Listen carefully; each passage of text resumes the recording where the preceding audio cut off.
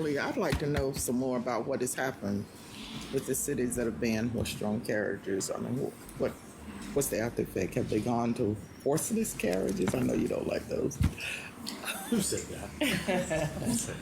but I'd like to know what's happened with them.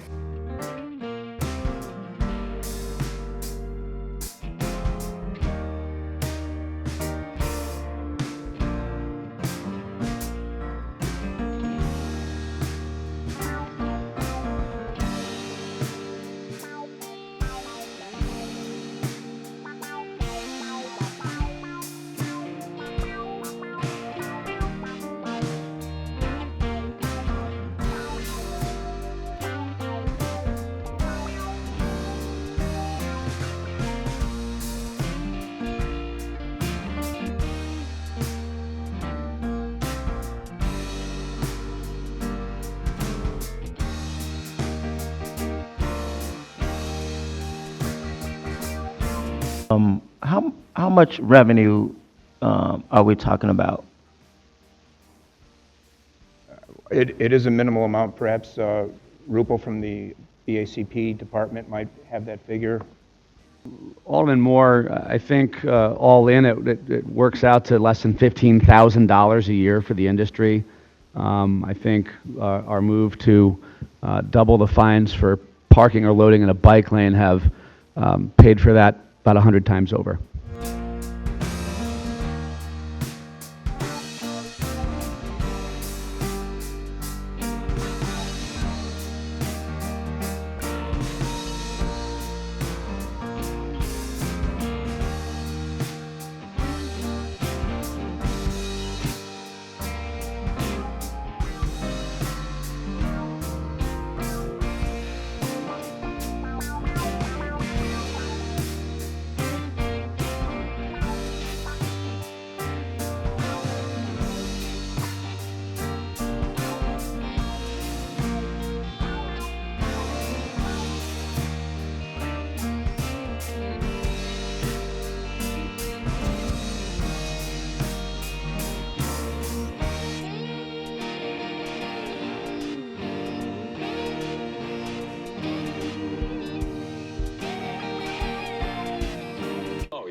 So there are those gorgeous carriages we've been on all morning. The Beauclair and the Dora Ann. The Dora Ann seats 4 comfortably, and the Beauclair seats 6 comfortably, right? There are multiple tours you can take. The historical one, the ride and dine. We featured that earlier today with a big pizza. And then this one we're going to do right now is the romance one. I'm in the right spot here. You can customize your tour a little bit.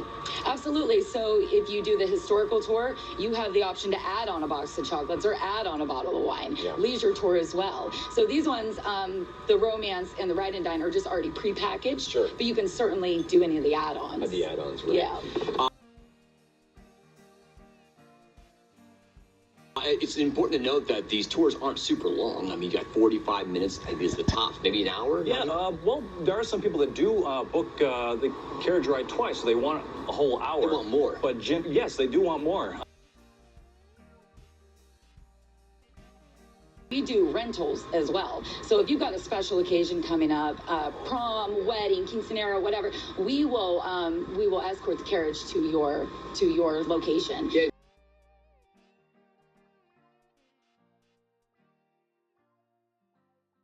I will say this has been a heck of a morning. I love these. They're quiet. The carriages are very quiet, for the record. You can have a nice conversation on eat and drink and be merry. Yep.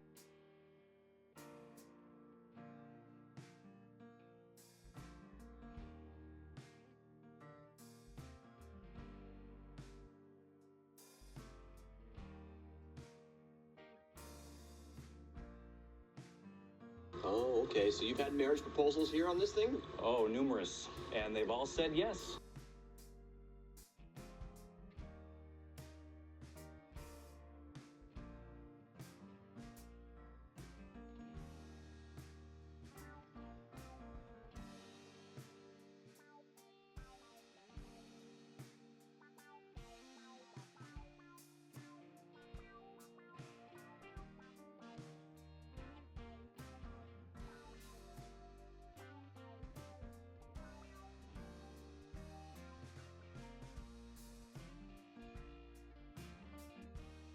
Here, grab your pizza because this is one of the crown jewels of the Ride and Dine program with the Old Mount Dora Carriage Company.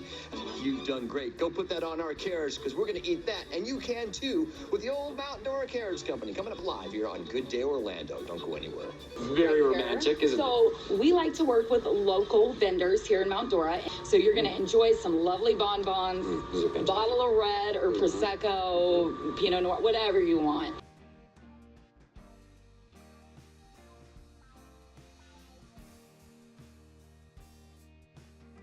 You had to really go to the city when you wanted to start this company and urge them to say yes because they don't like to change too much. That's a good thing, right? Yeah. But you were able to do it and thereby becoming one of a kind in the country.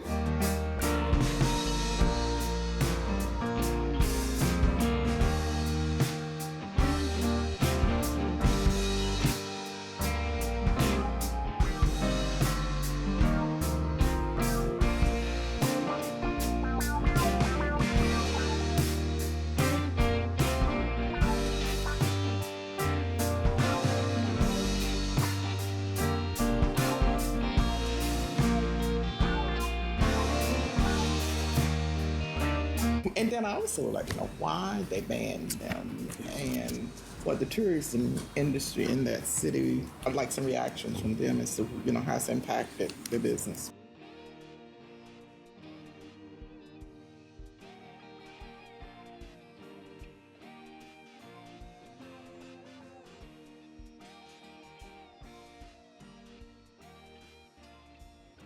But to get to true essence, because we have a group of people that are talking about loss of revenue, economics, and we also have a group talking about cruelty.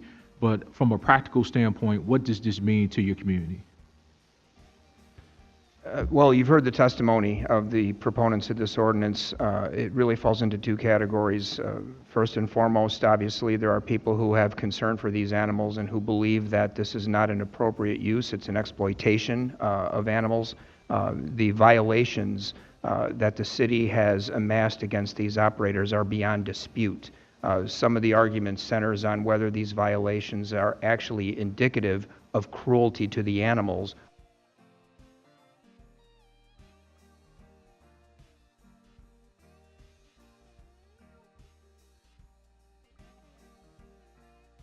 In addition to the question of animal welfare, there's also a question of appropriateness and public safety. As you mentioned, Alderman, this is in my ward and Alderman Riley's ward, and we hear frequently from the residents of the community who believe that these carriages are a hazard. They're an obstruction of traffic in the most dense area of downtown. We've been very fortunate in Chicago. I think that we've avoided some of the more horrific collisions that we have seen take place in other jurisdictions. But if you watch these incidents play out over time, it seems that we've simply been fortunate that it hasn't happened here. When you take a large, slow-moving object and put it downtown on Michigan Avenue or Chicago Avenue or Inner Lakeshore Drive during peak traffic periods, you're clearly taking a risk. You're taking a significant risk in addition to obstructing traffic. So that's another factor that really weighs against the continued operation of this industry. It seems that its time has passed for them to continue operating these devices in downtown Chicago.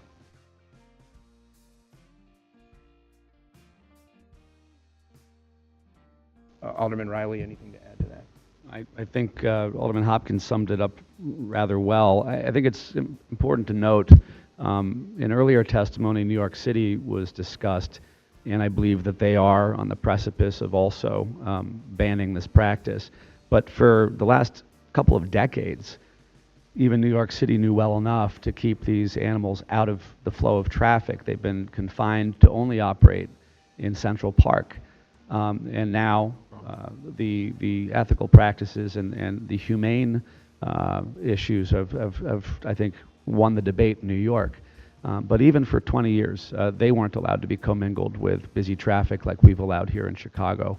And I would be more sympathetic. Look, I represent 40,000 plus businesses in my ward. I, as you all know, am very pro-business.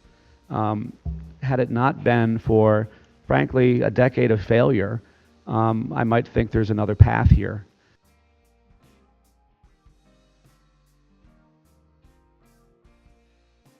We do believe that giving the industry one more year of revenue to disentangle and make other plans and focus their businesses in other communities, perhaps in the suburbs or neighboring states, we thought that was an appropriate compromise.